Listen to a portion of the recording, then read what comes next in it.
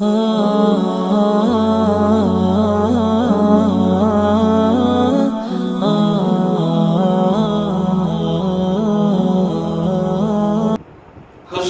کالجوں یونیورسٹیوں اور یہ جو ملازم پیشہ لوگ ہیں نا،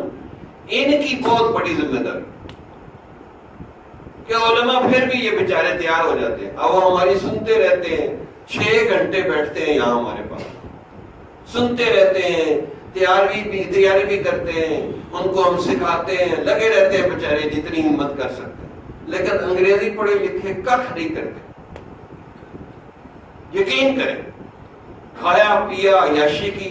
ان کو پوچھ لو کھانا کہاں اچھا لگتا ہے، وہ جی وہ فلاں ہوٹل، چاول کہاں اچھا ہے جی سیور فوڈ والوں، ہاں جی کپڑا کہاں اچھا ملتا ہے فلاں جگہ، اور ایمان یقین دین کہاں اچھا ملتا ہے وہ کوئی پتہ نہیں،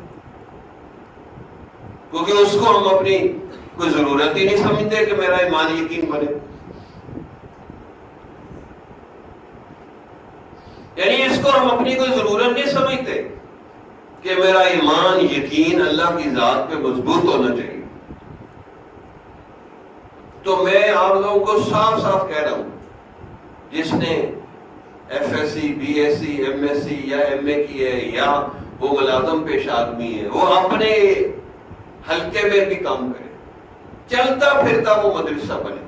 اگر اس کو دعوت دینی نہیں آتی تو ہمارے پاس آئے، مجلس ذکر میں آئے، ہم اس کو 2-4 دفعہ میں دین کا دائی بنا دیں گے۔ کوئی مشکل نہیں ہے دائی بنانا، اردو آپ کو آتی ہے، بس باتیں سنتے رہو، اس کو لکھتے رہو۔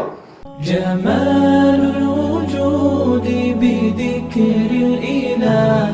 وتصفو الحياة بنور هدى، جمال الوجود بذكر الإله